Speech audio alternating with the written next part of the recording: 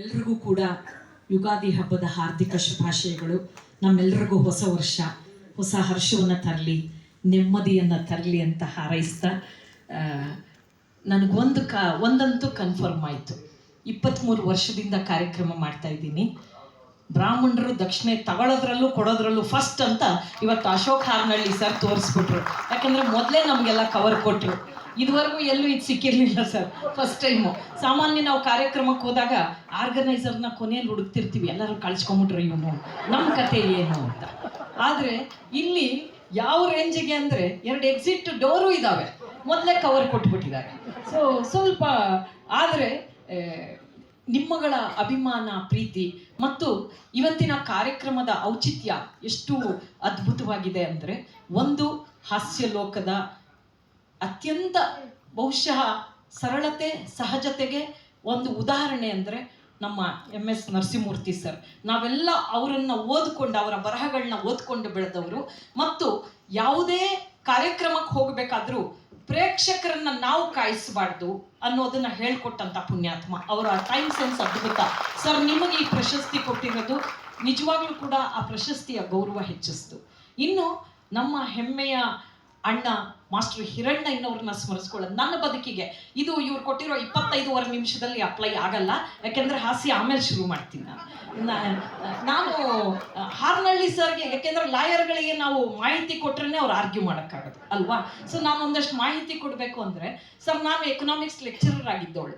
ನನಗೆ ಅಲ್ಲೊಂದಷ್ಟು ವಾತಾವರಣ ಕೆಟ್ಟೋಯ್ತು. ನಾನು ಅಲ್ಲಿಂದ ಹೊರಗೆ ಬರಬೇಕೋ ಬೇಡವೋ, ಮಧ್ಯಮ ವರ್ಗದ ಜನ, ಹೆಣ್ಮಕ್ಳಿಗೆ ಕೆಲಸ ಸಿಗದೆ ದೊಡ್ಡದು, ಏಡೆಡ್ ಕಾಲೇಜು, ನಿನಗೆ ಬುದ್ಧಿ ಇದೆಯಾ ಅಂತ ಜನ ಕೇಳ್ತಾ ಇದ್ರು. ಕೆಲಸ VRSಗೆ ಟ್ರೈ ಮಾಡಿದೆ, ಸಿಗಲಿಲ್ಲ. 16 ವರ್ಷ ಕೆಲಸ ಮಾಡಿದ್ದೆ ನಾನು. ಆ ಒಂದು ಕನ್ಫ್ಯೂಷನಲ್ಲಿ ಇದ್ದಾಗ ನಾವು ಹೋಗಿದ್ದು, ನಾನು ನನ್ನ ಯಜಮಾನರು ಮಾಸ್ಟರ್ ಹಿರಣ್ಣಯ್ಯನವ್ರ ಮನೆಗೆ. ಅವ್ರನ್ನ ಒಂದು ಮಾತು ಕೇಳಿದೆ, ಅಪ್ಪಾಜಿ ನನಗೆ ತುಂಬ ಕನ್ಫ್ಯೂಷನ್ನು, ನನಗೆ ಅಲ್ಲಿರಕ್ಕೆ ಮನಸ್ಸಿಲ್ಲ, ತುಂಬ ಅವಮಾನಗಳನ್ನ ನಾನು ಅನುಭವಿಸ್ತಾ ಇದ್ದೀನಿ, ಏನು ಮಾಡಲಿ? ಪುಟ್ಟ, ಸರಸ್ವತಿ ನಿಂಗೆ ಓದಿದ್ದಾಳೆ, ಹೋಗೋ ರಾಜೀನಾಮೆ ಕೊಡು ಅಂದರು. ಆ ಪುಣ್ಯಾತ್ಮ ಹೇಳಿದ್ರು, ಅವತ್ತೇ ರಾಜೀನಾಮೆ ಪತ್ರ ಕೊಟ್ಟೆ ನಾನು. ಅವರನ್ನು ಸ್ಮರಿಸ್ಕೊಂಡು ನನ್ನ ಮೊದಲ ಹರಟೆ ಶುರುವಾಗಿದ್ದೆ ಆರಾಮಿತ್ರ ಮತ್ತು ಮಾಸ್ಟರ್ ಹಿರಣ್ಣಯ್ಯನವರಂತಹ ಅದ್ಭುತ ಘಟಾನುಘಟಿಗಳ ಜೊತೆಗೆ. ಅದು ಇಲ್ಲಿ ಕರ್ಕೊಂಬಂದು ನಮ್ಮನ್ನು ನಿಲ್ಲಿಸಿದೆ. ನಾನು ಸ್ವಲ್ಪ ನೀರು ಕುಡಿಬೋದು ಸರ್.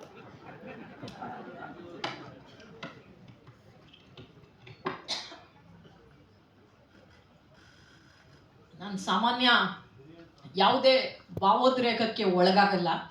ಇವತ್ತು ಸ್ವಲ್ಪ ಮನಸ್ಸು ತುಂಬಿ ಬಂತು ಆ ಸನ್ನಿವೇಶವನ್ನು ನೆನೆಸ್ಕೊಂಡು. ಒಂದ್ಸಲ ನಮ್ಮ HN ಕಲಾಕ್ಷೇತ್ರದಲ್ಲಿ ಮಾಸ್ಟರ್ ಹಿರಣ್ಣಯ್ಯನವರು ನಾವೆಲ್ಲ ಒಂದು ಕಾರ್ಯಕ್ರಮದಲ್ಲಿ ಪಾಲ್ಗೊಂಡಿದ್ವಿ. ನನಗೆ ಒಂದು ದುರಭ್ಯಾಸ ಇತ್ತು. ಅದು ದುರಭ್ಯಾಸ ಅಂತ ಅಂದ್ಕೊಂಡ್ರೆ ದುರಭ್ಯಾಸ, ಕಾಲ್ ಮೇಲೆ ಕಾಲು ಹಾಕ್ಕೊಂಡು ಕೂರೋದು. ಮಾಸ್ಟರ್ ಹಿರಣ್ಣಯ್ಯನವ್ರು ಕೂತಿದ್ದಾರೆ, ನಾನು ಅವ್ರ ಪಕ್ಕ ಕಾಲ್ ಮೇಲೆ ಕಾಲು ಹಾಕ್ಕೊಂಡು ಕೂತಿದ್ದೆ. ತುಂಬ ಹೊತ್ತಾದ್ಮೇಲೆ ದೆನ್ ಐ ರಿಯಲೈಸ್ಡ್, ನಾನು ಅವ್ರ ಪಕ್ಕ ಕೂತಿದ್ದೀನಿ, ಹಿಂಗೆ ಕೂತಿದ್ದೀನಿ. ಅಣ್ಣ ದಯವಿಟ್ಟು ತಪ್ಪು ತಿಳ್ಕೊಬೇಡಿ, ನನಗೆ ಗೊತ್ತಿಲ್ಲದೆ ನಾನು ಕಾಲ್ ಮೇಲೆ ಕಾಲು ಹಾಕ್ಕೊಂಡಿದ್ದೆ, ನನ್ನನ್ನು ಕ್ಷಮಿಸ್ಬಿಡಿ ಎಂದೆ. ಅಯ್ಯೋ ಹಾಕೊಳ್ಳೋ ಪುಟ್ಟ, ನನಗೂ ಇಷ್ಟ, ಆದರೆ ಹಾಕ್ಕೊಂಡ್ರೆ ಆಮೇಲೆ ಯಾರಾದರೂ ಬಿಡ್ಸಕ್ಕೆ ಎದ್ದು ಬರಬೇಕು. ಅವರ ಅದ್ಭುತವಾದಂತಹ ಒಂದು ಹಾಸ್ಯ ಪ್ರಜ್ಞೆ, ಸಮಾಜವನ್ನು ಅವ್ರು ನೋಡಿದ ರೀತಿ, ಅಂಥ ಪುಣ್ಯಾತ್ಮರನ್ನು ಸ್ಮರಿಸ್ಕೊಳ್ಳೋದಿದೆಯಲ್ಲ, ಬಹಳ ದೊಡ್ಡ ಗೌರವದ ವಿಚಾರ. ಹಾಗೆ ನಮ್ಮ ಹೆಮ್ಮೆಯ ಸೋದರ ರಾಮನಾಥ್ರವರು ಅದೆಷ್ಟು ಗೌರವದಿಂದ ನಮ್ಮನ್ನು ಪರಿಚಯ ಮಾಡಿಕೊಟ್ರು. ಅವರಿಗೆ ನಾನು ನನ್ನ ಗೌರವವನ್ನು ಸಲ್ಲಿಸ್ತಾ ಇದ್ದೀನಿ. ಆದ್ರೆ ಪಾಪ ಅವ್ರಿಗೆ ಒಂದು ಸತ್ಯ ಗೊತ್ತಿಲ್ಲ. ಮದುವೆ ಆಗಿ 34 ವರ್ಷ ಆಯಿತು, ಗಂಡನ ಮಾತೇ ನಾ ಕೇಳಲ್ಲ. ಇವ್ರು 25 ನಿಮಿಷ ಅಂದರೆ ನಾ ಕೇಳ್ತೇನೆ. ಕಷ್ಟ. ಆದರೂ MS ನರಸಿಂಹಮೂರ್ತಿ ಹಿಂದ್ಗಡೆ ಇದ್ದಾರೆ. ಅವರು ಒಂಥರ ನಡೆದಾಡೋ ಕ್ಲಾಕ್ ಇದ್ದಂಗೆ. ಅವರು ವಾಚ್ ಮಾಡ್ತಿರ್ತಾರೆ, ವಾಚ್ ಹೇಳ್ತಿರ್ತಾರೆ ಅವರು. ಅದಕ್ಕೆ ನಾವು ಹಿಂದೆ ಆಗಾಗ ತಿರುಗಿ ನೋಡಲ್ಲ. ನಾನು ಮುಂದೆ ಹಿರಿಯಣ್ಣ ಸ್ವಾಮಿ ಅಂಕಲ್ ಅಂತಹ, ಕಗ್ಗದ ಭಟ್ರಂತ ಇಂಥವರೆಲ್ಲ ಇರುವಾಗ ನಾವು ಯಾಕೆ ಹಿಂದ್ಗಡೆ ನೋಡಬೇಕು? ಪದಕಿ ನೋಡೋದು ಬೇಡ, ಪದಕಿಯವರ ಪದಕನೇ ಇಲ್ಲಿ ಕೂತಿದೆ, ಇದನ್ನ ನೋಡಿದ್ರೆ ಸಾಕಲ್ವಾ? ಹಾಗಾಗಿ ನಾನು ಮುಂದೆ ನೋಡ್ಕೊಂಡು ಮಾತಾಡ್ತಾ ಇದ್ದೀನಿ.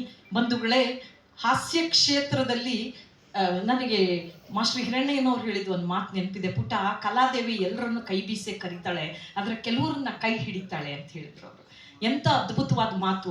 ನಮ್ಮಂಥ ಬಹಳಷ್ಟು ಕಲಾವಿದರಿಗೆ ಸ್ಫೂರ್ತಿಯಾದ ಪುಣ್ಯಾತ್ಮ. ಅವರು ರಂಗಭೂಮಿಯಲ್ಲಿ ಓಡಾಡದಷ್ಟು ಬಹುಶಃ ನಮ್ಮ ಜೀವನದಲ್ಲಿ ನಾವು ಇನ್ನೂ ನಡೆದಾಡಿಲ್ಲ. ಅಂತಹ ಪುಣ್ಯಾತ್ಮರು ನಮ್ಮ ನಡುವೆ ಯಾವತ್ತೂ ಕೂಡ, ಅವರಿಲ್ಲಿ ಭೌತಿಕವಾಗಿ ಇಲ್ಲದೆ ಇರ್ಬೋದು, ಭೌತಿಕವಾಗಿ ಯಾವತ್ತೂ ಮಾಸ್ಟರ್ ಹಿರಣ್ಣಯ್ಯನವರು ನಮ್ಮೆಲ್ಲರ ಹೃದಯದಲ್ಲಿ, ಕನ್ನಡಿಗರ ಹೃದಯದಲ್ಲಿ ಶಾಶ್ವತವಾಗಿ ಇರ್ತಾರೆ. ಆ ನಂಬಿಕೆ, ಆ ವಿಶ್ವಾಸ, ಅವರ ಆಶೀರ್ವಾದ ನಮಗಿದೆ. ಇನ್ನು ಹಾಸ್ಯ ಕ್ಷೇತ್ರಕ್ಕೆ ಬಂದರೆ ಸುಧಾ ಬರ್ಗೂರವರು ಮನೆಯಲ್ಲಿ ಡ್ಯಾನ್ಸ್ ಮಾಡ್ಬೋದು. ನನಗೆ ರಾಮನಾಥ್ ಇಂಡಿಪೆಂಡೆಂಟ್ ಮನೆಯಲ್ಲಿದ್ದಾರೆ, ನನಗೆ ಭಯ ಯಾರ ಇಡಿ ಅಧಿಕಾರಿಗಳಿಗೆ ಹೇಳ್ತಾ ಇದ್ದಾರಾ ಅಥವಾ ಇವಳಿಗೆ ಮನೆ ಇದೆ ಅಂತ ಸಂತೋಷ ಪಡ್ತಾ ಇದ್ದಾರೋ ಅನುಮಾನ ಬಂತು ನನಗೆ. ಯಾಕೆ ಅಂದರೆ ಈಗ ಎಲ್ಲೆಲ್ಲಿ ಯಾರ್ಯಾರು ಕ್ಯಾಮ್ರಾ ಇಟ್ಟಿರ್ತಾರೋ ಗೊತ್ತಿಲ್ಲ. ಜನ ಇವಾಗ ನೇರವಾಗಿ ನೋಡೋದು ಬಿಟ್ಬಿಟ್ಟಿದ್ದಾರೆ, ಎಲ್ಲವನ್ನು ಬೇರೆ ರೀತಿಯಲ್ಲೇ ನೋಡೋಕೆ ಶುರು ಮಾಡಿದ್ದಾರೆ. ಹಾಗಾಗಿ ಬಹಳ ಹುಷಾರಾಗಿ ನಾವು ನೋಡ್ಕೋತಾ ಇರಬೇಕು. ಆಮೇಲೆ ಡ್ಯಾನ್ಸ್ ಮಾಡ್ಬೋದು. ಪುಣ್ಯ ಡ್ಯಾನ್ಸ್ ಮಾಡೋ ವಯಸ್ಸೇನ್ರಿ, ಕಂಠ ಚೆನ್ನಾಗಿದೆ ಅಂದ್ರು ಅಶೋಕ್ ಹಾರ್ನಳ್ಳಿ ಅವರು, ಸಂತೋಷ ಆಯ್ತು. ನನಗೆ ಉತ್ತರ ಕರ್ನಾಟಕದವ್ರು ಫೋನ್ ಮಾಡಿದ್ರು ಅಂತಿರ್ತಾರೆ, ಮೇಡಮ್ ಅವರ ನಿಮ್ ಕಂಠ ಸೂಪರ್ ರೀ ಅಂತಾರೆ. ಮೂವಣ್ಣ ಸ್ವಂಟ ಆಗಲಾಗಿದೆ, ಕಂಠ ಒಂದೇ ಮೇಂಟೈನ್ ಆಗಿರೋದಪ್ಪ ಅಂತಿರ್ತೀನಿ. ಅದೊಂದೇ ಮೇಂಟೈನ್ ಆಗಿರೋದು, ಏನು ಮಾಡೋಕ್ಕಾಗಲ್ಲ ನಮಗೆ. ಸೊ ನಾವೆಲ್ಲ ಕಲಾವಿದರಿಗೆ ನಾವು ತುಂಬ ಕಷ್ಟಕಾಲ ಅಂತ ನಾವು ಅನುಭವಿಸಿದ್ದು ಕೊರೋನಾ ಟೈಮಲ್ಲಿ ಸರ್. ಕಷ್ಟಕಾಲ ಅಂದ್ರೆ ಆರ್ಥಿಕ ಸಂಕಷ್ಟ ಅಲ್ಲ ಅದು. ಆದರೆ ಕೊರೋನಾದಲ್ಲಿ ನಮಗೆ ನಿಮ್ಮ ಚಪ್ಪಾಳೆ ಇಲ್ಲ, ನಿಮ್ಮಂಥವ್ರ ಜೊತೆಗೆ ಸ್ಪಂದನೆ ಇಲ್ಲ. ನಾವು ಏನೋ ಓದಿದ್ರೆ, ಏನೋ ಹೇಳಬೇಕು ಅಂದ್ಕೊಂಡ್ರೆ ಹೇಳಕ್ಕೆ ಪ್ರೇಕ್ಷಕರು ಯಾರೂ ಇಲ್ಲ. ಮನೆಯಲ್ಲಿರುವಂಥ 2 ಜೀವಗಳು ಅಪ್ಪಿತಪ್ಪಿ ನಮ್ಮ ಮಾತು ಕೇಳಲ್ಲ. ಯಾವ ಪ್ರಾಣಿನಾರು ಮನೇಲಿರೋರು ನಮ್ಮ ಮಾತು ಕೇಳ್ತಾರ? ಮದುವೆ ಆಗೋಸ್ತ್ರ ಆಮೇಲೆ ಏನು ನೀನು ಎಲ್ಲ ಸ್ಟೇಜ್ಗೆ ಇಟ್ಕೋ, ಇಲ್ಲಿ ಹೇಳ್ಬೇಡ, ಏನಾರ ಮಾತಾಡಕ್ ಹೋಗು, ಇಲ್ಲಿ ಹೇಳ್ಬೇಡ ನೀನು. ಈ ಪರಿಸ್ಥಿತಿಯಲ್ಲಿ ಬಹಳ ಕಷ್ಟ ಅನುಭವಿಸಿದ್ವಿ. ಆ ಟೈಮಲ್ಲಿ ನಂಗೆ ಅಮೆರಿಕಾಯಿಂದ ಒಂದು ಫೋನ್ ಬಂತು. ಸುಧಾ ಬರ್ಗೂರ್ ಅವರೇ, we are really Fed up with this lockdown and corona ಅಂದ್ರು. ಸೇಮ್ ಹಿಯರ್ ಅಂತೆ, ಎಲ್ಲರಿಗೂ ಅದೇ ಆಗಿದೆ. ಅದಕ್ಕೆ ನಾವು ಒಂದು ಶೋ ಮಾಡೋಣ ಅನ್ಕೊಂಡಿದ್ದೀವಿ. ಹೆಂಗ್ ಮಾಡ್ತೀರಾ? ಫ್ಲೈಟ್ಗಳೇ ಇಲ್ವಲ್ಲ. ಅಯ್ಯೋ, ನಾವು ಆನ್ಲೈನ್ ಶೋ ಮಾಡೋಣ. ಬಂಧುಗಳೇ, ನನಗೆ ಈ ಕಂಪ್ಯೂಟರ್ ಇಲ್ಲಿಟ್ರೇಟ್ ನಾನು ಆನ್ಲೈನ್ ನಮಗೆ ಗೊತ್ತಿಲ್ಲ. ನಮಗೆ ನಿಮ್ಮ ಥರ ಎದುರಿಗೆ ಪ್ರೇಕ್ಷಕರು ಇರಬೇಕು, ಕೆಲವ್ರು ಎದ್ದು ಹೋಗ್ತಾ ಇರಬೇಕು, ಕೆಲವ್ರು ಕೂತ್ಕೋತಾ ಇರಬೇಕು, ಕೆಲವ್ರು ಅವ್ರ ಎದ್ರೆ ನಾವು ಕೂರೋಣ ಅಂತ ನೋಡ್ತಿರ್ಬೇಕು. ಟಿಕೆಟ್ ಶೋ ಆದ್ರೆ ಅವ್ನು ಟಿಕೆಟ್ ತಗೊಂಡ ಇಲ್ವೋ ಅಂತ ಕೆಲವ್ರು ನೋಡ್ತಾ ಇರ್ತಾರೆ. ಆರ್ಗನೈಸರ್ ನೋಡಿ ನೆಮ್ಮದಿಯಾಗಿರಲ್ಲ. ಟಿಕೆಟ್ ಶೋ ಆದ್ರೆ ಕಳ್ಳನ ಮಗ ಒಂದು ಪಾಸ್ ತಗೊಂಡು ಈ ಜನನ್ ಕರ್ಕೊಂಬಂದಿದ್ದಾನೆ, ಅವ್ರದ್ದು ಇದೇ ಲೆಕ್ಕಾಚಾರ. ನಾವು ಅದಕ್ಕೆ ಟ್ಯೂನ್ ಆಗಿರ್ತೀವಿ. ನಾವು ಇದೆಲ್ಲ ನೋಡಿ ನಮಗ್ ಸ್ಫೂರ್ತಿ ಮಾತಾಡಕ್ಕೆ ಇದ್ದದ್ದು ಏನೂ ಇಲ್ಲ. ಆದರೂ ಕೂಡ ದಟ್ರಿಗೆ ಧೈರ್ಯ ಜಾಸ್ತಿ ಇರುತ್ತೆ. ಅವ್ರು ಏನೋ ರಾಮನಾಥ್ ಸರ್ ಒಂದು ಲೆಕ್ಕ ಹೇಳ್ಕೊಟ್ರಲ್ಲ, ನನಗೆ ಎದೆ ಹೊಡೆದೋಯ್ತು. ಏನ್ರಿ ಅದು? ನಾವೆಲ್ಲ ಲೆಕ್ಕವೇ ದುಃಖಕ್ಕೆ ಕಾರಣ ಅಂತ ಬದುಕಿದವ್ರು. ಆ ರೇಂಜಿನ ಲೆಕ್ಕ ಪುಣ್ಯಾತ್ಮ ಸದ್ಯ ನನ್ನ ಕೇಳಲಿಲ್ಲ, ಬಚಾವಾದ. ಯಾಕೆಂದ್ರೆ 3 ಇಂಚ್ ಹಾಕೊಂಡ್ಬಂದಿದ್ದೀನಿ, 1 ಇಂಚ್ ಇಲ್ಲೇ ಕರ್ಗೋಗಿರೋದು. ನಾನು ಅದಕ್ಕೆ ರಾಮನಾಥ್ ನಿಂತ್ರೆ ನನಗೆ ಗೊತ್ತು ನೋಡಿ, ನಾನು ಟಿಶ್ಯೂ ಪೇಪರ್ ಇಟ್ಕೊಂಡೆ, ಏನೋ ಇಡ್ತಾರೆ ಬಾಂಬು. ಸೊ ಆದ್ರೂ ನಮ್ಮ ಕಾರ್ಯಕ್ರಮಗಳಿಲ್ಲ, ಸಂಪಾದನೆ ಬೇಕು, ಜೊತೆಗೆ ಜನಗಳ ಒಂದು ರಿಯಾಕ್ಷನ್ ಬೇಕು. ಹೆಂಗೋ ಆಯ್ತು ಅಂತ ಒಪ್ಕೊಂಡೆ. ನನ್ನ ಮಗಳನ್ನ ರಿಕ್ವೆಸ್ಟ್ ಮಾಡ್ಕೊಂಡೆ. ಆಮೇಲೆ ಅವ್ರ ಪಾಪ ಫೋನ್ ಮಾಡಿದಾಗ, madam exactly at 12 o'clock will start the show ಅಂದ್ರು. ಹ್ಞೂ ಅಂದೆ. ಆಮೇಲೆ ನಂಗೆ ರಿಯಲೈಸ್ ಆಯ್ತು, ಅವ್ರಿಗೆ 12 ಗಂಟೆ ಅಂದ್ರೆ ನಮಗೆ ರಾತ್ರಿ 1 ಗಂಟೆ. ರಾಮನಾಥ್ ನಿಮಗೆ ಅರ್ಧ ಇನ್ಫಾರ್ಮೇಶನ್ ಕೊಟ್ರು. ನಮ್ದು ಇಂಡಿಪೆಂಡೆಂಟ್ ಮನೆನೇ, ಆದ್ರೆ ಪಕ್ಕದ ಮನೆಗೂ ನಮ್ಮ ಮನೆಗೂ 2 ಅಡಿ ಡಿಫ್ರೆನ್ಸು. ಆಮೇಲೆ ನಮ್ಮ ಮನೇಲಿ ಒಂದು ದೊಡ್ಡ ಕಿಟಕಿ ಇಟ್ಟಿದೀವಿ ನಾವು. ದೊಡ್ಡ ಕಿಟಕಿನ ನನ್ನ ಗಂಡ ಕರ್ಟನ್ ಹಾಕ್ಬೇಕು ಅಂತ ನಾನು ಹಾಕಬಾರ್ದು. ಯಾಕೆ ಅಂದ್ರೆ ನಮ್ಮ ಮನೇಲಿ 12 ಚಾನಲ್ ಒಂದೊಂದ್ಸಲ ಬರ್ದಿದ್ರೆ 13ನೇ ಚಾನಲ್ ನಮ್ದು ಇಲ್ಲೇ ನಡೀತಿರು. ಹಾಗಾಗಿ ನಾವು ಕಿಟಕಿ ಹಾಕಕ್ಕೆ ಕರ್ಟನ್ ಹಾಕಕ್ಕೆ ಇಷ್ಟ ಆಗಲಿಲ್ಲ ನನಗೆ. ಸೊ ರಾತ್ರಿ 1 ಗಂಟೆಗೆ ಹಿಂಗೇ ರೆಡಿ ಆಗ್ಬೇಕು, ಎಲ್ಲ ಹಾಕೊಂಡು ಇವತ್ತು ಬಿಟ್ಟಂಗೆ ಚೊಪ್ಲಿ ಒಂದಿಲ್ಲ ಅಷ್ಟೆ. ಮನೇಲೆ ಅಲ್ವಾ ಶೋ ಮಾಡಿ. ಮೇಲ್ಗಡೆ ನಮ್ದೊಂದು ಲೈಬ್ರರಿ ಇದೆ. ನನ್ನ ಮಗಳಿಗೆ ರಿಕ್ವೆಸ್ಟ್ ಮಾಡ್ಕೊಂಡಿದ್ದೆ, ಪಾಪ ಅದು ಲ್ಯಾಪ್ಟಾಪ್ ಎಲ್ಲ ಸೆಟ್ ಮಾಡಿ, ನಾನು ಹಿಂಗೆಲ್ಲ ಸೆಟ್ ಮಾಡ್ಕೊಡ್ತೀನಿ, ನಮ್ಮನ್ನು ತಲೆ ತಿಂದ್ಬೇಡ ಕೇಳಿಸ್ಕೊ ಅಂತ. ಆಯ್ತು ಅಂದೆ. ಅದು ಆನ್ ಮಾಡ್ತು, ಹೋಗಿ ಅವಳ ರೂಮಲ್ಲಿ ಅವಳು ಮಕ್ಕೊಂಡ್ಲು. ನಾನು ಮಾತಾಡಕ್ ಶುರು ಮಾಡಿದೆ. ನಿಮಗೆ ಗೊತ್ತು, ಭಗವಂತ ನಮಗೆ ಒಳ್ಳೆ ವಾಲ್ಯೂಮ್ ಕೊಟ್ಟಿದ್ದಾನೆ. ಯಾಕೆಂದ್ರೆ ಈ ಸೌಂಡ್ ನಂಬ್ಕೋಬೇಡ, ಈ ಸೌಂಡ್ ನಂಬ್ಕೊ, ನೀನ್ ಚಾಲ್ತಿಲಿ ಇರ್ತೀಯ ಅಂತ. ಸೊ ಹಾಗಾಗಿ ನಮ್ದು ವಾಲ್ಯೂಮ್ ಜಾಸ್ತಿ, ಮೈಕ್ ಇಲ್ದೆ ಕೇಳಿಸುತ್ತೆ. ಅದು ಕೊರೋನಾ ಟೈಮಲ್ಲಿ ನಿಮಗೆ ಗೊತ್ತು, ನಾಯಿಗಳು ಬೊಗಳದ್ ಬಿಟ್ರೆ ಬೇರೆ ಶಬ್ದ ಕೇಳ್ತಿರ್ಲಿಲ್ಲ. ಕೊನೆಗೆ ಅವು ಬೇಜಾರಾಗಿ ಬಿಟ್ಬಿಟ್ವು. ನಮ್ಮ ಓನರ್ ಏನಾದ್ರೂ ಹೋಗ್ಬಿಟ್ನಾ, ಒಂದಿನಾನು ಆಚೆ ಕಾಣಿಸ್ಕೊಳಲ್ಲ. ನಾವೇ ಫ್ರೀಯಾಗಿ ಓಡಾಡ್ತೀವಲ್ಲ ಗುರು ಅಂತ ಅವೇ ವಾಕಿಂಗ್ ಮಾಡ್ತಾ ಇದ್ವಿ. ನಾವು ಒಳಗಿದ್ದವು. ಪೂರ್ತಿ ಪಿನ್ ಡ್ರಾಪ್ ಸೈಲೆನ್ಸ್ ಇದೆ. ನಾನು ಲೈಬ್ರರಿಗೆ ಹೋದೆ, ರಾತ್ರಿ 1 ಗಂಟೆ ನನಗೆ ಅವರು 10-11 ಸಾವಿರ ಕಿಲೋಮೀಟರ್ ಆಚೆ ಕೇಳಿಸ್ಕೊತಾ ಇದ್ದಾರೆ. ನಮ್ಮ ತಲೆಯಲ್ಲಿ ಅದು ಪ್ರಿಂಟ್ ಆಗಿತ್ತು. ಅವ್ರಿಗೆ ಅಕಸ್ಮಾತ್ ಕೇಳಿಸ್ದೆ ಹೋದ್ರೆ ಈ ಲ್ಯಾಪ್ಟಾಪ್ ಕೆಲಸ ಮಾಡ್ತಿದೆಯೋ ಇಲ್ಲೋ ನಂಗೆ ಗೊತ್ತಿಲ್ಲ. ಸ್ವಲ್ಪ ಹೈ ವಾಲ್ಯೂಮ್ ಅಲ್ಲೇ ಮಾತಾಡಿದೆ. ನಮ್ಮ ಇಡೀ ಚನ್ನಮ್ಮನ ಕೆರೆ ಲೇಔಟ್ ಅಲ್ಲಿ ಸುದ್ದಿ ಆಗೋಯ್ತು. ನೆಕ್ಸ್ಟ್ ಡೇ, ಅಯ್ಯೋ ಪಾಪ ಪ್ರೋಗ್ರಾಮ್ ಇಲ್ಲದೆ ಸುಧಾ ಬರ್ಗು ಲೂಸ್ ಆಗ್ಬಿಟ್ಟಿದ್ದಾಳೆ. ಒಬ್ಬೊಬ್ಳೆ ಸೀರೆ ಉಟ್ಕೊಂಡು ಬಣ್ಣ ಹಚ್ಕೊಂಡು ಮಾಡಿ ಮೇಲೆ ಹೋಗಿ 1 ಗಂಟೆಯಲ್ಲಿ ಮಾತಾಡ್ತಾಳೆ ರೀ. ನನ್ನ ದುರಾದೃಷ್ಟಕ್ಕೆ ನಾನ್ ಕಾಣಿಸಿದೀನಿ, ಹಾಳಾದ ಲ್ಯಾಪ್ಟಾಪ್ ಕಾಣಿಸಿದೀನಿ. ಸ್ನೇಹಿತರೆ, ನಗಿಸೋರ್ ನೋವುಗಳ್ರಿ ಇದು. ಆದ್ರೆ ನಿಮ್ಮ ಚಪ್ಪಾಳೆಯ ಅಡಿಕ್ಷನ್ ಇರುತ್ತಲ್ಲ, ಅದು ಯಾವತ್ತೂ ನಮ್ಮನ್ನು ಬಿಡೋದಿಲ್ಲ. ನಮಗೆ ಯಾವುದೇ ನೋವಿರ್ಲಿ, ಏನೇ ಸಮಸ್ಯೆ ಇರ್ಲಿ, ನಿಮ್ಮ ಎದುರಿಗೆ ಬಂದಾಗ ನೀವು ನಕ್ಕಾಗ, ನೀವು ಚಪ್ಪಾಳೆ ತಟ್ಟಿದಾಗ ನಮಗೆ ಇನ್ನೂ 4 ದಿನ ನಾವು ಬದುಕಬೇಕು ಅನ್ಸುತ್ತೆ. ಅಂತಹ ಸ್ಫೂರ್ತಿ ಕೊಟ್ಟವರು, ನನ್ನನ್ನು ಕಾಪಾಡಿದವರು ಕನ್ನಡ ಬಂಧುಗಳು ನೀವು. ಇದನ್ನು ನಾನು ಯಾವತ್ತೂ ಕೂಡ ಸ್ಮರಿಸ್ಕೊಳ್ತೀನಿ. ಪ್ರತಿ ಕಾರ್ಯಕ್ರಮ ನಮ್ಗೆ ಒಂದೊಂದು ಅನುಭವ ಕೊಡುತ್ತೆ. ನಮ್ಮ ಜ್ಞಾಪಿಸ್ಕೊತಾ ಇದ್ರು ರಾಮನಾಥ್. ನನಗೊಂದು ಸನ್ನಿವೇಶ ನೆನಪಾಯ್ತು. ಸಾಮಾನ್ಯ ರಾಜ್ಯೋತ್ಸವ ಮಾಡ್ತಾರಲ್ಲ, ಆಯಾ ಬಡಾವಣೆಗಳಲ್ಲಿ ಮಾಡ್ತಾರೆ. ಸರಿ, ಆ ಬಡಾವಣೆಯಲ್ಲಿ ಏನ್ ಮಾಡ್ತಾರೆ ಅಂದ್ರೆ, ಯುವಕರಿಗೆ ಒಂದು ಉತ್ಸಾಹ ಇರುತ್ತೆ. ಲೋ, ಯಾರಾದ್ರೂ ಸಾಹಿತಿನ ಕರೆಯೋಣ. ಸಾಹಿತಿ ಅನ್ನಕ್ ಬರಲ್ಲ ಅವರಿಗೆ, ಸಾಹಿತಿನ ಕರೆಯೋಣ ಕಂಡ್ರು. ಆ ಏರಿಯಾದಲ್ಲಿ ಯಾರೋ ಒಂದು ಅಜ್ಜ ಇತ್ತು. ಆ ಅಜ್ಜನ್ ಕರ್ಕೊಂಡ್ ಬಂದ್ರು. ತಾತ 3/4 ಗಂಟೆ ಮಾತಾಡಿ ಅಂದ್ರು. ಯಾಕೆ ಅಂದ್ರೆ ಅವ್ರಿಗೆ ಬರ್ಬೇಕಾದ ಸಿನಿಮಾ ನಟಿ ಬರ್ಲಿಲ್ಲ ಅವತ್ತು. ಟೈಮ್ ಇದೆಯಲ್ಲ, 3/4 ಗಂಟೆ ಮಾತಾಡಿ. ತಾತ ಭಾಷಣ ಶುರು ಮಾಡ್ತು. 15 ನಿಮಿಷಕ್ಕೆ ನಿಲ್ಲಿಸ್ಬಿಡ್ತು. ಕರ್ಕೊಂಬಂದು ಹುಡುಗ ಆಮೇಲೆ ಈಚೆ, ಏನ್ ಸರ್ ನಿಮ್ಗೆ 45 ನಿಮಿಷ ಕೊಟ್ಟಿದ್ವಿ. ಕೊಟ್ಟಿದ್ರಪ್ಪ, ಆದ್ರೆ ನನಗೆ ಹಲ್ಲಿನ ಸಮಸ್ಯೆ. ಅಯ್ಯೋ, ಹಲ್ಲಿನ ಸಮಸ್ಯೆನ ನಿಮ್ ಬಾಯಲ್ಲಿ ಅಲ್ಲೇ ಇಲ್ವಲ್ಲ ಅಂದ್ರು. ಅದೇ ಕಣಪ್ಪ, ಹಲ್ ಸೆಟ್ ಮಾರ್ತು ಬಂದ್ಬಿಟ್ಟಿದ್ದೀನಲ್ವಾ ಅಂತ. ಪಾಪ ಅವರಿಗೆ ಬಾಯಲ್ಲಿ ಜಾಮೂನ್ ಇಟ್ಟಂಗ ಆಗ್ಬಿಟ್ಟಿದೆ, ಫಂಬಲ್ ಆಗ್ತಾ ಇದೆ, ಮಾತಾಡಕ್ಕಾಗ್ಲಿಲ್ಲ. ಸರಿ ಆಯ್ತು, ತಾತನ್ ತಗೊಂಡೋಗಿ ಮನೆಗೆ ಬಿಟ್ರು. ಏನು ಒಂದೇ ಬರೋದ ಸಾಹಿತ್ಯೋತ್ಸವ? ಅದಾದ್ಮೇಲೆ ಅಣ್ಣಮ್ಮನ ಉತ್ಸವ ಬಂತು. ಅಣ್ಣಮ್ಮನ ಉತ್ಸವ ಬಂದಾಗ ಎಲೆಕ್ಷನ್ ಟೈಮು. ಅಣ್ಣ ಬರ್ತೀನಿ ಎಂದಿದ್ರು. ಅಣ್ಣ ಅಂದ್ರೆ ಆ ಏರಿಯಾ ಲೀಡ್ರು. ಅಣ್ಣಂಗೆ ಜನ ಸೇರಿದ ಮೇಲೆ ಬರೋದು ಅಣ್ಣ. ಜನ ಸೇರೋ ತನಕ ಚೆನ್ನಾಗಿ ಜನ ಬರ್ಲಿ ಕಣೋ, ಇದೀರ ಅಣ್ಣ ಬೈತಾನೆ. ಅದೇ 15 ನಿಮಿಷ ಮುಗಿಸ್ತಲ್ಲ, ಸಾಹಿತಿನ ಕರೆದು 15 ನಿಮಿಷ ಮಾತಾಡ್ಸ್ಬಿಡೋಣ. ಸಾಹಿತಿನ ಮತ್ತೆ ಕರೆದ್ರು. ಅಜ್ಜ ಬಂತು. 50 ನಿಮಿಷ ಆದ್ರೂ ಭಾಷಣ ನಿಲ್ಲಿಸ್ತಾ ಇಲ್ಲ. ಇವರಿಗೆ ಸಿನಿಮಾ ನಟಿನೂ ಬಂದ್ಬಿಟ್ಟಿದ್ದಾರೆ, ಅಣ್ಣನೂ ಬಂದ್ಬಿಟ್ಟಿದ್ದಾರೆ, ಭಾಷಣ ನಿಲ್ಲಿಸ್ತಾ ಇಲ್ಲ. ಆಮೇಲೆ ಅಂತೂ ಇಂತೂ ನನ್ನ ಭಾಷಣ ಮುಗಿಸ್ತೀನಿ ಅಂದ್ರು. ಸೈಡ್ ವಿಂಗಲ್ಲ ಹುಡುಗ ಕೇಳ್ದ, ಸಾರ್ ನಾವು ನಿಮಗೆ ಕೊಟ್ಟಿದ್ದೆ 15 ನಿಮಿಷ ಅಲ್ವಾ ಸಾರ್? ಯಾನ್ ಸರ್ 50 ನಿಮಿಷ ಕೊರ್ದು ಬಿಟ್ರಿ? ಅಪ್ಪ ಹಲ್ಲಿನ ಸಮಸ್ಯೆ ಅಪ್ಪ. ಅಯ್ಯೋ ಸರ್, ನೀವು ಇವತ್ತು ಹಾಕೊಂಡ್ಬಂದಿದ್ದೀರಾ? ಹಾಕೊಂಡ್ಬಂದಿದ್ದೀನಪ್ಪ, ಬರೋ ಗಡಿ ಬಿಡಿ, ನನ್ನ ಹೆಂಡತಿ ಹಲ್ಸೆಟ್ ಹಾಕೊಂಡ್ ಬಂದ್ಬಿಟ್ಟಿದ್ದೀನಿ. ಹೆಂಗಸರು ಬಾಯಲ್ವಾ, 25 ನಿಮಿಷಕ್ಕೆ ನಿಲ್ಲಲ್ಲ.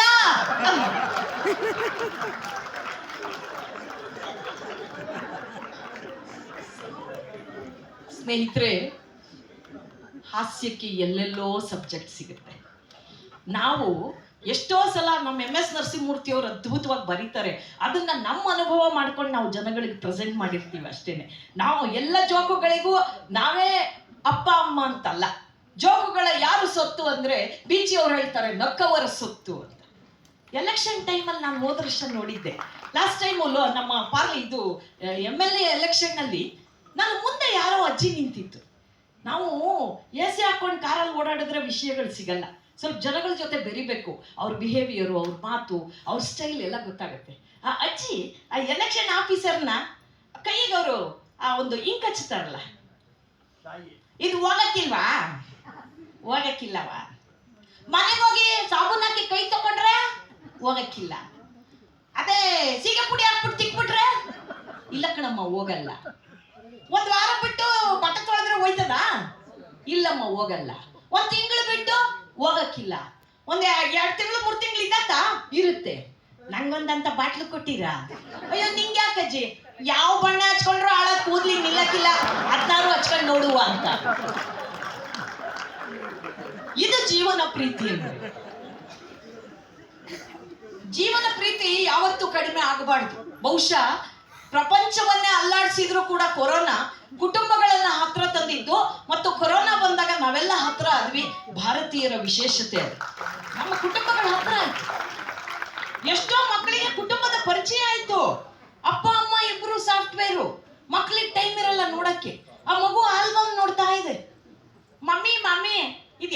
ಆಲ್ಬಮ್. ಅಯ್ಯೋ ನಮ್ಮ ಮದ್ವೆದು ಪುಟ. ಮಮ್ಮಿ ನಿನ್ ಪಕ್ಕ ಇರೋದ್ ಯಾರು? ಅಯ್ಯೋ ನಿಮ್ ಡ್ಯಾಡಿ ಕಣೆ. ಮತ್ತೆ ಮನೇಲೊಬ್ರು ಓಡಾಡ್ತಾರಲ್ಲ ಅವ್ರು ಯಾರು? ನಿಮ್ ಡ್ಯಾಡಿ ಅಂದ್ರು. ನಮ್ಗೆ ಟೂ ಡ್ಯಾಡೀಸ ಅಂತ. ಯಾಕೆ ಅಂದ್ರೆ 5 ವರ್ಷ ಆಗಿದೆ, ಅಪ್ಪನ ತಲೆ ಖಾಲಿ ಆಗಿದೆ ಸೈಟ್. ಮಗುಗೆ ಅಲ್ಲಿ ಫುಲ್ ಪಾಪ ಅವನು ಫುಲ್ ಕೊಟ್ಟಿದ್ದಾನೆ, ಫುಲ್ ಇಷ್ಟುದ್ದ ಕೂತ್ಲಿದೆ ಅವನಿಗೆ. ಆ ಮಗುಗೆ ಅದು ಕನ್ಫ್ಯೂಷನ್. ಇದೆಲ್ಲ ಏನೇ ಹಾಸ್ಯ ಮಾಡಿದ್ರು ಕೂಡ ಬಹುಶಃ ಕೊರೋನಾ ಎಷ್ಟೋ ಕುಟುಂಬಗಳನ್ನ ಹತ್ರ ತಂತು. ಆದ್ರೆ ತುಂಬಾ ಸಮಸ್ಯೆ ಆಗಿದ್ದು ನಮ್ಗೆ ಸರ್, ಹೆಣ್ಮಕ್ಳಿಗೆ. ಯಾಕೆ ಅಂದ್ರೆ ಬ್ಯೂಟಿ ಪಾರ್ಲರ್ ಮುಚ್ಚಿದ್ರು ನೋಡಿ, ಬಹಳ ಬೇಜಾರಾಗೋಯ್ತು ಸರ್. ನಮ್ಗೆ ಮನೆಯಲ್ಲಿರೋ ಜೀವನ ನಮ್ಮನ್ನು ಹೊಗಳಲ್ಲ, ಗೊತ್ತು. ಮದುವೆ ಆಗೋಸ್ಟ್ರಲ್ಲಿ ಮಾತ್ರ ಇವ್ರೇನೋ ಹಾಡು ಹೇಳಿದ್ರಲ್ಲ, ನಂಗೆ ಹಿಂದಿ ಬೇರೆ ಬರಲ್ಲ. ನನ್ನ ಹಿಂದಿ ನಾಲೆಡ್ಜ್ ಎಷ್ಟು 0 ಅಂದ್ರೆ ಚಿಕ್ಕ ಮಕ್ಕಳು ನನ್ನ ಆಡ್ಕತಾರೆ. ಸುಧಾ ಆಂಟಿ ಹಿಂದಿಲ್ ಮಾತಾಡ್ತೀರಾ? ಟ್ರೈ ಮಾಡ್ತೀನಿ ಅಂದೆ. ಆಂಟಿ ವಿಮಾನದಲ್ಲಿ ಇರ್ತಾರಲ್ಲ ಏರ್ ಹೋಸ್ಟೆಸ್, ಅವ್ರಿಗೆ ಹಿಂದಿಲ್ ಏನಂತಾರೆ? ನಾನು ಹೇಳಿದೆ ಹವಾಯಿ ಸುಂದರಿ. ಮತ್ತೆ ನರ್ಸ್ಗಳಿಗೆ ಅವಳು ದವಾಯಿ ಸುಂದರಿ ಕಣ. ಮನೇಲಿ ಕೆಲಸ ಮಾಡೋ ಮೇಡ್ಗೆ ಅವಳು ಸಫಾಯಿ ಸುಂದರಿ ಕಣ. ಹೆಂಡತಿಗೆ ಅಂದ ಅವಳು ಲಡಾಯಿ ಸುಂದರಿ ಕಣ. ಹೆಂಡತಿರು ಲಡಾಯಿ ಮಾಡ್ತಿದ್ರೆ ಮನೆಗೆ ಕಳೆ ಅಲ್ವಾ? ಇಲ್ಲಾಂದ್ರೆ ಮನೆ, ಯಾಕೆಂದ್ರೆ ಗಂಡು ಮಕ್ಳಂತೂ ಜಗಳ ಆಡಲ್ಲ. ಗಂಡ್ಮಕ್ಳು ಬಹಳ ಕೊಯ್ಟು ಅವ್ರಿಗೆ. ಆಮೇಲೆ ಇಲ್ಲಿಗೆ ಬರ್ಬೇಕು ಅಂದ್ರೆ ನೋಡಿ, ಈ ಇನ್ವಿಟೇಷನ್ ಪ್ರಿಂಟ್ ಆದ ದಿನದಿಂದ ಹಿರಣ್ ಸ್ವಾಮಿ ಅಂಕಲ್ ಆಗ್ಲಿ, ಅಶೋಕ್ ಹಾರ್ನಳ್ಳಿ ಅವರಾಗ್ಲಿ, ಹಾರ್ನಳ್ಳಿ ಅವರು ಬಹಳ ದೊಡ್ಡ ಅಡ್ವೊಕೇಟ್, ಅವ್ರು ಟೈಮೇ ಸಿಗಲ್ಲ ಅಂದ್ರು. ನಾನು ಹೈಕೋರ್ಟ್ ಅಡ್ವೊಕೇಟ್, ನಾನು ತುಂಬಾ ಫೇಮಸ್ ಅಂತ 2 ಕೋಟ್ ಹಾಕೊಂಡ್ ಬಂದಿದಾರ. ಒಂದೇ ಕೋಟ್, ವೆರಿ ಸಿಂಪಲ್. ಗಂಡ್ಮಕ್ಳಂಗೆ ಪ್ಯಾಂಟು ಶರ್ಟು. ನಮ್ ಕಗ್ಗದ ಭಟ್ರು ನೋಡಿ ಪಂಚೆ, ವೈಟ್ ಅಂಡ್ ವೈಟ್, ಇಷ್ಟೇ, ತುಂಬಾ ಸಿಂಪಲ್. ನೀವು ಕಲರ್ಫುಲ್ ಆಗಿರೋಕ್ ನಮ್ಗೆ ರೀ ಭಗವಂತ ಅವಕಾಶ ಕೊಟ್ಟಿರೋದು ಹೆಣ್ಮಕ್ಳಿಗೆ. ಎಷ್ಟು ಕಲರ್ಫುಲ್ ಆಗಿರ್ಬೋದು ಅಂದ್ರೆ ಜೀವನನ ನಾವು ಯಾವಾಗ್ಲೂ ಪ್ರೀತಿಸ್ತೀವಿ. ನಮಗ್ ಸಮಸ್ಯೆಗಳಿರಲ್ಲ ಅಂತಲ್ಲ. ನೀವು ಗಂಡ್ಮಕ್ಳು ರೀ ಫಂಕ್ಷನ್ಗೆ ಹೋಗ್ತೀವಲ್ಲ, ಏನ್ ಹಾಕೋತೀರಾ? ಏನೋ ಒಂದ್ ಹಾಕೊಂಡ್ರಾಯ್ತು ಬಿಡ, ಏನ್ ನಡೆಯತ್ತೆ ಬಿಡು, ನಾವು ಕಾರ್ಯಕ್ರಮ ನಡಿಬೇಕು ಅಂತ. ನಮ್ಗ ಹಂಗಲ್ಲ. ನಮ್ಗೊಂದು ಇನ್ವಿಟೇಷನ್ ಬಂದ್ರೆ ಸಾಕು, ಏನ್ ಉಟ್ಕೊಳ್ಳೋಣ, ಏನ್ ತೊಟ್ಕೊಳ್ಳೋಣ, ಯಾರಿಗೂ ಉರ್ಸೋಣ. ನಮ್ದೆಲ್ಲ ಅಲ್ಲೇ ಹಿಡನ್ ಅಜೆಂಡಾಗಳು ಟಕ್ ಚಕ್ ಚಕ್ ಅಂತ ಚಾಕೋಟ್ ಮಾಡ್ತೀವಿ ನಾವು. ಇದನ್ನ ಹಾಕೊಂಡು ಹಿಂಗಿರ್ಬೇಕು. ಆಮೇಲೆ ನಮ್ಗೆ ಎಲ್ರು ನೋಡಿದ್ರೆ ಸಂತೋಷ ಪಡ್ತೀವಿ ನಾವು. ಕಣ್ಣಲ್ಲೇ ಸ್ಕ್ಯಾನಿಂಗ್ ಇಟ್ಕೊಂಡಿರೋರು ಯಾರು ಅಂದ್ರೆ ನಾವು ರೀ ಹೆಣ್ಮಕ್ಳು. ಯಾವ ಸ್ಕ್ಯಾನರು ಭಗವಂತ ಇವತ್ತವರೆಗೂ ಸೃಷ್ಟಿ ಮಾಡಿಲ್ಲ. ಈ ಕಾರ್ಯಕ್ರಮಕ್ಕೆ ಬಂದಿದ್ದೀರಲ್ಲ, ಪದಕಿ ಅವ್ರ ಹೆಂಡತಿ ಕೈಯಲ್ಲಿರೋದು ಒರಿಜಿನಲ್ ಡೂಪ್ಲಿಕೇಟ್. ಪದಕಿ ಅವ್ರಿಗೆ ಕೇಳಿ ಏನೋ ಗೊತ್ತಿಲ್ಲ ಅಂತಾರೆ. ಪಾಪ ಗೊತ್ತಿಲ್ಲ ಅವ್ರಿಗೆ, 52 ವರ್ಷ ಆಯ್ತು ಮದುವೆ ಆಗಿ. ಆದ್ರೆ ಅವ್ರ ಕೈಯಲ್ಲಿರೋದು ಒರಿಜಿನಲ್ ಡೂಪ್ಲಿಕೇಟ್. ನಾವು ನೀವೆಲ್ಲ ಒಂದೇ ನಿಮಿಷ ಕಳೆದು ಬಿಡ್ತೀವಿ. ಅವ್ರದ್ದು ಒರಿಜಿನಲ್ ಕಡೆ, ಸುಧಾ ಬರ್ಗೂರ್ 100% ಡೂಪ್ಲಿಕೇಟ್. ಅಯ್ಯೋ ಅವಮ್ಮ ತಿಂಗಳಲ್ಲಿ 3 ಸಲ ಮಹಿಳಾ ಬ್ಯಾಂಗಲ್ಸಿಗೆ ಬರ್ತಾಳೆ, ನಾನೇ ನೋಡಿದ್ದೀನಿ. ಒಂದ್ಸಲ ಸಿಕ್ಕಿರ್ತೀನಿ, ಆದ್ರೂ 3 ಸಲ ಅಂತ ಹಾಕ್ಬಿಡ್ತಾರೆ. ಕಣ್ಣಲ್ಲೇ ಸ್ಕ್ಯಾನ್. ನೀವು ಪಾಪ ಒರಿಜಿನಲ್ ಯಾರಾದ್ರೂ ಇಲ್ಲಿ ಚಿನ್ನ ಬೆಳ್ಳಿಯವ್ರನ್ನ ಕರೆಸಿ, ಇದು ಒರಿಜಿನಲ್ ಡೂಪ್ಲಿಕೇಟ್ ಅಂದ್ರೆ ಅವ್ನು ರಿಸ್ಕ್ ತಗೊಳ್ಳಲ್ಲ. ಅವ್ರಪ್ಪ ಅವ್ರ ತಾತ ಎಲ್ಲ ಚಿನ್ನ ಬೆಳ್ಳಿ ಕೊಟ್ಟಿದ್ರು, ಈ ಸರ್ ರಿಸ್ಕ್ ಬೇಡ, ಉಜ್ಜಿ ನೋಡ್ತೀವಿ ಅಂತ. ಅವ್ರು ಅರ್ಧ ಗಂಟೆ ಉಜ್ತಾರೆ, ಅಷ್ಟೊತ್ತಿಗೆ ನಾವು ಆಗ್ಲೇ ಜಡ್ಜ್ಮೆಂಟೇ ಕೊಟ್ಬಿಟ್ಟಿರ್ತೀವಿ. ಅಯ್ಯ ನಮಗ್ 1 ಗ್ರಾಮ್ ಅದು, ಬಾ ನಾನು ಹೇಳ್ತೀನಿ ಎಷ್ಟು ಬೇಕು ನಿನಗೆ. ಆ ಅಮ್ಮ ಉಟ್ಕೊಂಡಿರೋದು ಇಮಿಟೇಷನ್ ಸೀರೆ. ಇದ್ಯಾವ ಗಾಸಿಪ್ಪು ಮಾತಾಡದೇ ಇರೋರು. ನಾವು ಖುಷಿಯಾಗಿದ್ರೆ ಸಂತೋಷವಾಗಿರೋದು ನಮ್ಮ ಭಾರತೀಯ ಗಂಡ್ಮಕ್ಳ ಹೃದಯವಂತಿಕೆ. ಅವ್ರಿಗೊಂದು ಚಪ್ಪಾಳೆ ತಗೊಂಡು, ಅಮ್ಮ ನೀನ್ ತಣ್ಣಗಿರಮ್ಮ, ನಾನು ಆರಾಮಾಗಿರ್ತೀನಿ. ಕೊರೋನಾ ಟೈಮಲ್ಲಿ ನಮ್ಗೆ ಪಾರ್ಲರ್ಗಳಲ್ಲಿ ಯಾಕೆ ಬೇಜಾರಾಯ್ತು ಅಂದ್ರೆ, ನಾವು ಪಾರ್ಲರ್ಗೆ ಹೋದಾಗ ನಮಗೂ ಇನ್ನು 4 ದಿನ ಬದುಕಿರ್ಬೇಕು ಅನಿಸ್ತಾ ಇತ್ತು. ಮನೇಲಿರೋರು ಯಾರು, ನೀನು ಶೈನಿಂಗ್ ಆಗಿದ್ಯಾ, ನೀನ್ ಗ್ಲೋ ಬಂದಿದ್ಯಾ, ಯಾರಾದ್ರೂ ಗಂಡ ಹೆಂಡತಿಗೆ ಹೇಳ್ತಾನೆ ಸರ್? ಲವ್ ಮಾಡುವಾಗ ಹೇಳ್ಬೋದು, ಅಥವಾ ಮದುವೆ ಆಗೋಸ್ಟ್ರಲ್ಲಿ ಹೇಳ್ಬೋದು. ನೀವು ಹೋದಾಗ ಹೇಳ್ತಾರೆ, ಆಮೇಲೆ ಶೈನು ಇಲ್ಲ ಪೈನು ಇಲ್ಲ, ಮುಖವೇ ನೋಡಲ್ಲ ಅವ್ರು. ಆದ್ರೆ ನಾವು ಇವತ್ತಿಗೂ ಪಾರ್ಲರ್ಗೆ ಹೋಗ್ಲಿ, ಆ ಹುಡುಗಿರು ನಮ್ಮನ್ನ 3 ಗಂಟೆ ತಿಕ್ಕಿ, ಅಯ್ಯೋ ಮೇಡಮ್ ಸೂಪರ್ ಆಗಿ ಗ್ಲೋ ಬಂದಿದೆ, ಏನ್ ಚೆನ್ನಾಗಿ ಕಾಣಿಸ್ತಿದ್ದೀರಾ ಗೊತ್ತಾ ಅಂದ್ರೆ, ನೆಲದಿಂದ 1 ಅಡಿ ಮೇಲ್ ಬಂದಿರ್ತೀವಿ. ಆ ಖುಷಿಯಲ್ಲಿ ಮನೇಲಿ ಬಂದು ಕೇಳ್ತೀವಿ, ಏನ್ರಿ ಚೇಂಜ್ ಇದೆಯಾ ಅಂತ. ನಿನ್ನ ಮಗಳು ತಗೊಳ್ದೆ ಬಿಟ್ಟಿದ್ರು ಜೋಬಲ್ಲಿ ಉಳಿದಿರ್ಬೋದು ಅಂತ ಅಷ್ಟೇ. ಅಂದ್ರೆ ಅವ್ರು ನೋಡಲೇ ಇಲ್ಲ ನಮ್ಮನ್ನ. ನಾನು ಅದಕ್ಕೆ ತಮಾಷೆ ಮಾಡ್ತಿರ್ತೀನಿ, ನಮ್ಮ ಗಂಡು ಮಕ್ಕಳು ಮದುವೆ ಆಗೋದು, ನಾವು ಹಂಗೆ ಇದೀವಿ ಬಿಡಿ. ಮದುವೆ ಆಗೋಸ್ಟ್ರಲ್ಲಿ ಗಂಡನ್ ಎಷ್ಟು ಚೆನ್ನಾಗಿ ನೋಡ್ಕೋತೀವಿ ಅಂದ್ರೆ, ಇವು ಹಳ್ಳಿ ಕಡೆ ಹಸು ತಂದಂಗೆ. ಹೊಸದಾಗ ಹಸು ತಂದ್ರೆ ಕಣ್ಣೆದುರಿಗೆ ಕಟ್ಟಾಕೊಂಡಿರ್ತೀವಿ. ಇಷ್ಟೇ ಹಗ್ಗ ಅದಲ್ಲೇ ಇರ್ಬೇಕು, ನಮ್ ಕಣ್ಣೆದುರಿಗೆ ಇರ್ಬೇಕು. ಹಸ ಎಲ್ಲೋಯ್ತು, ಹಸ ಎಲ್ಲೋಯ್ತು. ಅಫ್ಕೋರ್ಸ್ ಇಲ್ಲಿ ಹಸು ಅಲ್ಲ, ಇದು ಕೋಣದ ವಿಷಯ. ಸ್ವಲ್ಪ ಅಡ್ಜಸ್ಟ್ ಮಾಡ್ಕೊಳ್ಳಿ. ಆಮೇಲೆ 1 ವರ್ಷ ಆದ್ಮೇಲೆ ಏನ್ ಮಾಡ್ತೀವಿ, ಹಗ್ಗ ಸ್ವಲ್ಪ ಉದ್ದಕ್ ಬಿಡ್ತೀವಿ, ಪಾಪ ಅಲ್ಲಿ ಮೇಯ್ಲಿ ಅಂತ. 1-2-3 ವರ್ಷ ಆಗಲಿ, ಹಗ್ಗ ಬಿಚ್ಬಿಡ್ತೀವಿ, ಎಲ್ಲಿ ಮೇಯ್ದ್ರು ಕೊಟ್ಟಿಗೆಗೆ ಬರುತ್ತೆ.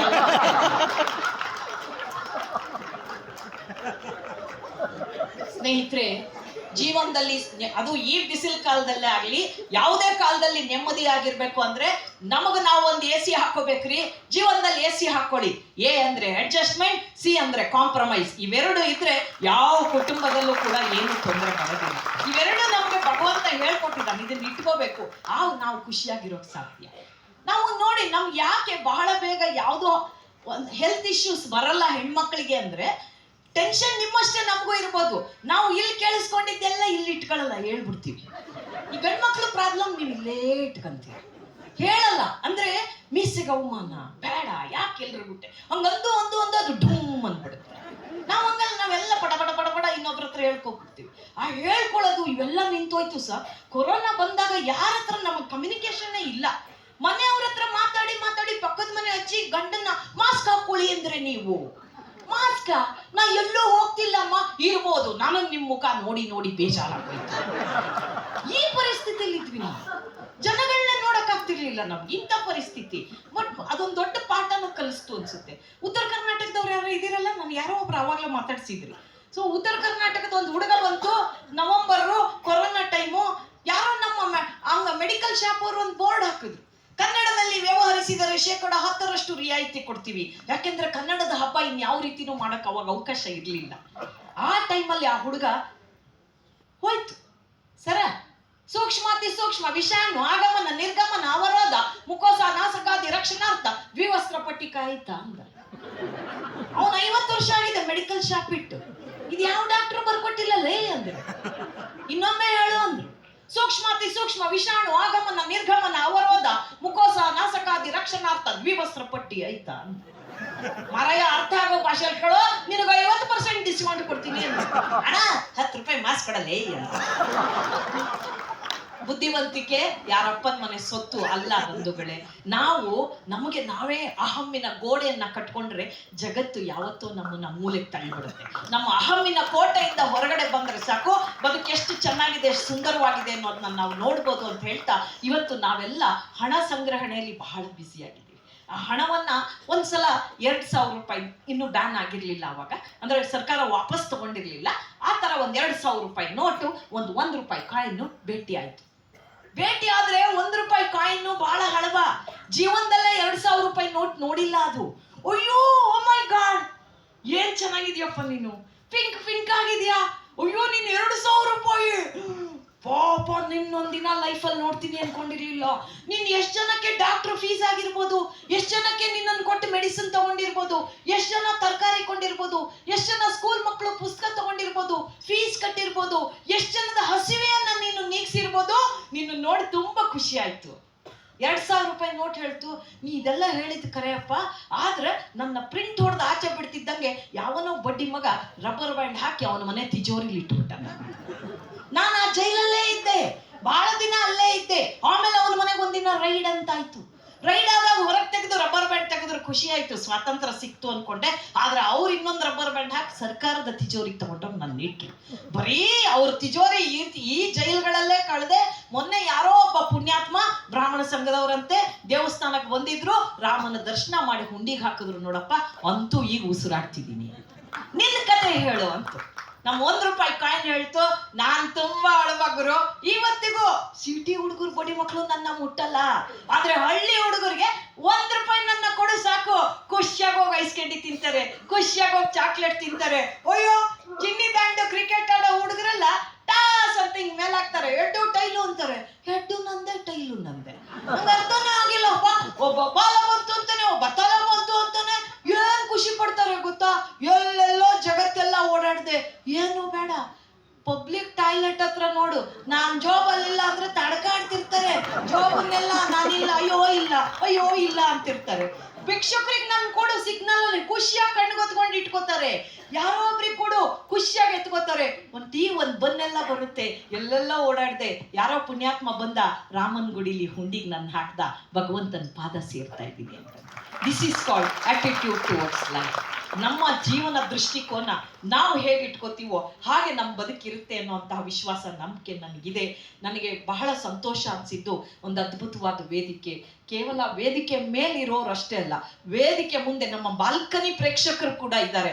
ಇಂಥ ಅದ್ಭುತವಾದ ಪ್ರೇಕ್ಷಕ ವರ್ಗದ ಎದುರಿಗೆ ಬರೇ 25 ನಿಮಿಷ ಮಾತ್ರ ಮಾತಾಡಕ್ ಸಿಕ್ಕಿದೆ. ಆದ್ರೆ ಈ ಸಂಘ ಒಂದೇ ಕಾರ್ಯಕ್ರಮಕ್ಕೆ ನಿಲ್ಸಲ್ಲ ಅನ್ನೋ ನಂಬಿಕೆ ವಿಶ್ವಾಸ ನನಗಿದೆ. ಅಶೋಕ್ ಹಾರ್ನಳ್ಳಿ ಸರ್ ಅವರು ಕೋರ್ಟ್ ಅಲ್ಲಿ ಹೆಂಗೆ ಒಂದ್ಸಲ ಆದ್ಮೇಲೆ ಇನ್ನೊಂದ್ಸಲ ಅವಾಗ ಡೇಟ್ಸ್ ತಗೋತಾ ಇರ್ತಾರಲ್ವಾ ಲಾಯರ್ಗಳು, ಹಾಗೆ ನಮಗೂ ಇನ್ನೊಂದ್ಸಲ ಕಾರ್ಯಕ್ರಮ ಕೊಡ್ತಾರೆ ಅನ್ನೋಂಥ ವಿಶ್ವಾಸ ನಂಬಿಕೆ ನನಗಿದೆ. ಆ ವಿಶ್ವಾಸ ನಂಬಿಕೆಯಿಂದನೇ ನಮ್ಮ MS ನರಸಿಂಹಮೂರ್ತಿ ಸರ್ ಅವರಿಗೆ ಇವತ್ತು ಪ್ರಶಸ್ತಿ ಸಂದಿದ್ದು. ಅಣ್ಣ ಮಾಸ್ಟರ್ ಹಿರಣ್ಣಯ್ಯನವರ ಹೆಸರಿನಲ್ಲಿ ಕಾರ್ಯಕ್ರಮ ನಡೀತಾ ಇರೋದು, ಇಷ್ಟೊಂದು ಗಣ್ಯ ವರ್ಗ ಇಲ್ಲಿ ಬಂದಿರೋದು. ನಾನು ನಿಮ್ಮ ಹತ್ರ ಕೇಳ್ಕೊಳ್ಳೋದು ಒಂದೇ, ನನ್ನ ಕುಟುಂಬಕ್ಕೆ ನಿಮ್ಮ ಆಶೀರ್ವಾದ ಸಿಕ್ಕರೆ ಸಾಕು. ನಿಮ್ಮ ಆಶೀರ್ವಾದ ಇದ್ರೆ ನಾನು ನೆಮ್ಮದಿಯಾಗಿ ಬದುಕು ಕಟ್ಕೊಂಡು ಜನರನ್ನ ನಗಿಸ್ತಾ ಇರ್ತೀನಿ. ಅದೊಂದೇ ನಾನು ನಿಮ್ಮನ್ನ ಸೆರಗೊಡ್ಡಿ ಬೇಡ್ಕೊಳ್ತಾ ಇದ್ದೀನಿ ಹೊಸ ವರ್ಷ. ಯಾಕೆಂದ್ರೆ ಬೇವು ಬೆಲ್ಲ ತಿಂದು ಒಳ್ಳೆ ಮಾತಾಡ್ತಾ ಇರ್ತೀವಿ. ಬೇವು ನಮ್ಮ ಅದರಕ್ಕೆ ಕಹಿ ಆದ್ರೂ ಉದರಕ್ಕೆ ಬಹಳ ಸಿಹಿ ಆದಂಥದ್ದು. ಬೇಂದ್ರೆ ಅವ್ರದ್ದು ಒಂದು ಪ್ರಸಂಗ ಹೇಳ್ಬೋದು ಅನ್ಸುತ್ತೆ ಈಗ, ಯಾಕೆಂದ್ರೆ ಎಷ್ಟೋ ಹಾಡುಗಳು ಬಂತು ಯುಗಾದಿ ಬಗ್ಗೆ. ಆದ್ರೆ ಯುಗಾದಿ ಬಂದ ಕೂಡಲೇ ಯುಗ ಯುಗಾದಿ ಕಳೆದರೂ ಯುಗಾದಿ ಮರಳಿ ಬರುತ್ತಿದೆ, ಹೊಸ ಹರ್ಷಕ್ಕೆ ಹೊಸ ಹರ್ಷ ತರುತ್ತಿದೆ. ಏನ್ ಅದ್ಭುತವಾದ ಸಾಹಿತ್ಯ ಬೇಂದ್ರೆ ಅವರು ಬರ್ದಿದಾರಲ್ವಾ. ಬೇಂದ್ರೆ ಅಜ್ಜನ ನಡವಳಿಕೆ ಅಂದ್ರೆ ಅವರ ಬರವಣಿಗೆ ಮತ್ತು ಬದುಕಲ್ಲಿ ಎಷ್ಟು ಸಾಮ್ಯತೆ ಇತ್ತು ಅಂದ್ರೆ, ಒಂದ್ಸಲ ಧಾರವಾಡದಲ್ಲಿ ಅವ್ರು ಹೋಗುವಾಗ ಅವ್ರು ಚಪ್ಪಲಿ ಕಿತ್ತು ಹೋಗುತ್ತೆ. ಚಪ್ಪಲಿ ಕಿತ್ತು ಹೋದಾಗ ಬೇಂದ್ರೆ ಅಜ್ಜ ಚಪ್ಪಲಿ ಹೊಲಿಯುವಂತಹವನ ಹತ್ರ ಹೋಗಿ ಹೊಲ್ಕೊಡಪ್ಪ ಅಂತಾರೆ. ಅವನೇನ್ ಮಾಡ್ತಾನೆ, ಅಜ್ಜ ಬಾಳ ಬಿಸಿಲೈತ್ರಿ ತಗೋರಿ ಇದ್ರ ಮ್ಯಾಲ್ ನಿಲ್ರಿ ಅಂತ ಇನ್ನೊಂದು ಚಪ್ಪಲಿಯನ್ನ ಅವ್ರ ಕಾಲ್ ಮುಂದೆ ಹಾಕ್ತಾನೆ. ಕಾಲ್ ಸುಡ್ತಾವ್ರಿ ನಿಲ್ರಿ ಅಂತಾನೆ. ಬೇಂದ್ರೆ ತನ್ನ ಛತ್ರಿ ಬಿಚ್ಚಿ ಅವನಿಗೆ ಹಿಡಿತಾರಂತೆ. ಯಾಕ್ರಿ ಅಜ್ಜವ್ರ ಅಂದ್ರೆ, ಅಪ್ಪ ಬಿಸಿಲು ನನ್ನ ಕಾಲ್ ಸುಡ್ತಿದೆ ಅಂದ್ರೆ ನೀನ್ ತಲಿ ಸುಡ್ತಿಲ್ವೇನೋ ಮರಾಯ, ಅದಕ್ಕೆ ಹಿಡ್ಕೊಂಡೆ ಅಂದ್ರಂತೆ. ಮಾನವೀಯತೆಗೆ ಬಹಳ ದೊಡ್ಡ ಉದಾಹರಣೆ ಇದು. ದಯಮಾಡಿ ಇದನ್ನ ನಮ್ಮ ಮಕ್ಕಳಿಗೆ ನಾವು ಕಲಿಸೋಣ.